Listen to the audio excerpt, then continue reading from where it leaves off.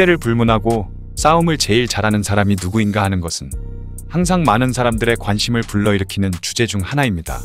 현대에 와서는 각종 격투기 선수들의 이름이 그 후보로 오르고 있으며 과거에는 주로 전쟁에서 활약한 장수들의 이름이 자주 거론되었죠. 오늘은 우리나라의 역사, 그 중에서도 임진왜란 시기에 활약했던 장수들 중 가장 용맹한 장수는 누구였는지 한번 알아보는 시간을 가져보겠습니다. 첫 번째는 명나라가 인정한 용장 한명년입니다. 실록에 따르면 1593년 12월 3일 선조가 좌의정 윤두수에게 여태 싸운 장수들 중 가장 높은 공을 세운 사람이 누구냐고 묻자 윤두수는 그 중에서 한명년이 제일 용맹하게 싸웠다고 대답하죠. 그리고 1594년 선조가 이원익에게 한명년이 어떤 사람이냐고 묻자 이원익은 그가 거느린 병사들은 매우 지쳐있는 상태임에도 항상 눈앞에 적을 둔 것처럼 엄중한 경계태세를 취할 만큼 평소에 병사들을 잘 훈련시키고 있습니다. 그리고 소신이 그를 불러다 재주를 시험해 보았는데 말 달리고 칼 쓰는 재주가 그 누구보다도 뛰어났습니다.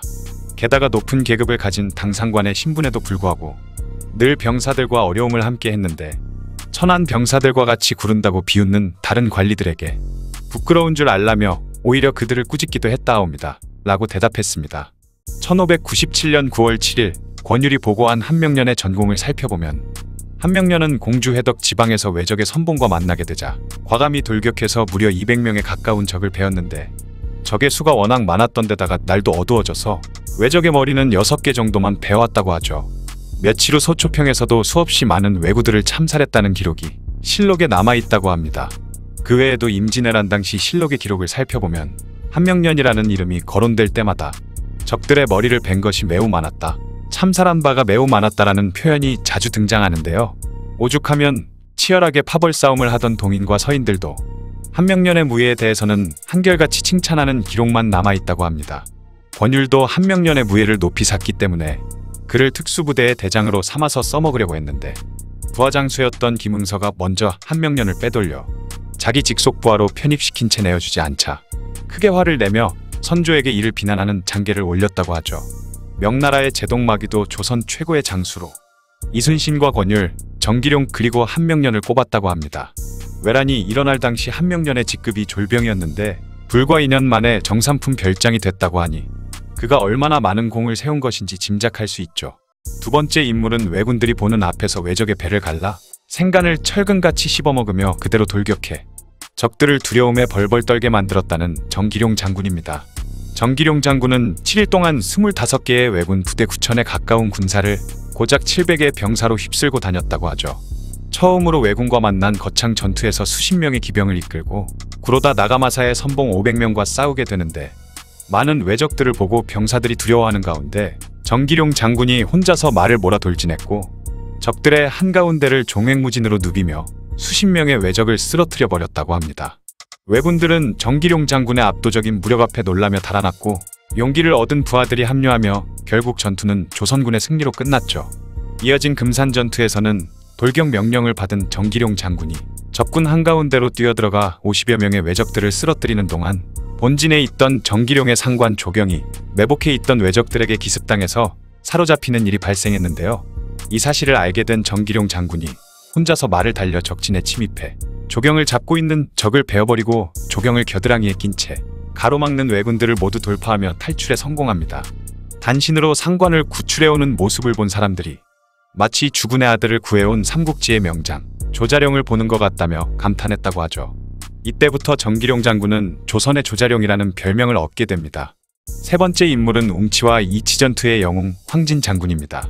황진은 신기에 가까운 활솜씨를 가진 것으로 알려져 있는데 그의 행적을 기록한 무민공실기에 따르면 황진이 일본의 통신사로 따라간 시절 일본인들이 조선 통신사의 길을 죽일 목적으로 50보 떨어진 곳에 관역을 세워놓고 이를 쏘아 맞췄죠. 그런데 이를 본 황진이 그 관역 옆에 훨씬 작은 관역을 세우고 명중시킨 다음 화살 2발을 연속으로 쏘아서 날아가는 새 2마리를 떨어뜨리자 이를 지켜보던 모든 사람들이 감탄했다고 합니다. 임진왜란이 일어난 지 한 달 뒤 왜군 육군단 총사령관 고바야카와 다카카게가 15,000명의 병력을 이끌고 전주로 진격하기 시작합니다. 왜군들이 전주로 들어가기 위해서는 웅치와 이치라는 두 고갯길을 넘어야 했는데 고바야카와는 부하인 안코쿠지를 시켜 웅치를 공격하고 자신은 이치로 쳐들어갔죠. 안코쿠지의 군대가 웅치의 수비군을 상대로 승리를 거둔 후 잠시 쉬는 틈을 노린 황진은 새벽에 기습을 시도해서 3,000명의 왜군을 섬멸하는 대승을 거두고 도망가는 왜군들까지 추격해서 박살을 낸 후 왜군 본대와 싸우기 위해 이치고개로 향합니다. 본격적인 이치고개의 전투가 시작되자 황진은 통신사로 일본에 갔을 때 샀던 일본도 2자루를 휘두르며 왜군들을 마구베고 다녔는데 상대가 멀리 있을 때는 강궁을 쏴서 백발백중의 활솜씨로 적을 사살해버렸다고 하죠. 일본군이 황진을 포위해 죽이려 했지만 황진의 무용이 워낙 뛰어나 감히 그를 당해내지 못했고 결국 조총으로 일제사격을 가해 황진을 부상입히게 됩니다. 하지만 황진의 맹활약에 힘입어 결국 이치고개의 전투에서는 조선군이 승리하게 되죠.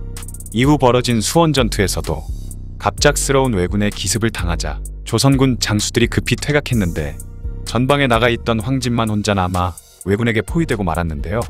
왜군들이 황진을 사로잡기 위해 천천히 포위망을 좁혀오던 중 황진은 오히려 앞으로 돌격해 왜군들을 베기 시작했죠.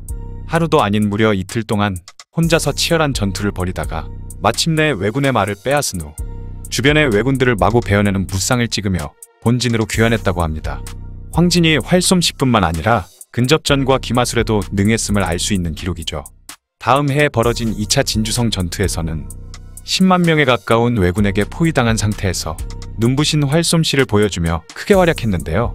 전투가 진행되는 동안 황진에게 화살을 갖다주는 사수만 2~3명이 있었는데 그들이 쉴 틈이 없을 정도로 황진은 쉴 새 없이 활시위를 당겼다고 하죠. 어찌나 빨리 활을 쏘는지 앞서 쏜 화살이 적병의 몸에 맞기도 전에 그 다음 화살이 날아갔다는 기록도 있다고 합니다. 하지만 안타깝게도 전투가 벌어진 지 8일째 황진이 시체더미 속에 숨어있던 왜군의 저격에 당해 전사하면서 수비병들의 사기가 크게 꺾이며 결국 진주성이 함락당하게 되죠. 황진 장군이 죽었다는 소식을 들은 이순신 장군도 황진이 죽었으니 나란 일이 어긋나게 되었구나라며 탄식했다고 합니다. 선조수정실록에도 왜란이 일어난 이후로 모든 장수 가운데 병법에 능하고 병사들 앞에서 솔선수범하며 옛날 중국 명장의 풍도가 있는 자로는 모두가 황진을 으뜸으로 꼽았는데 재주를 다 발휘하지 못하고 죽었으므로 조야에서 애석하게 여기지 않는 이가 없었다라고 되어 있으니 황진 장군의 능력이 어느 정도였는지 짐작할 수 있는 부분이죠.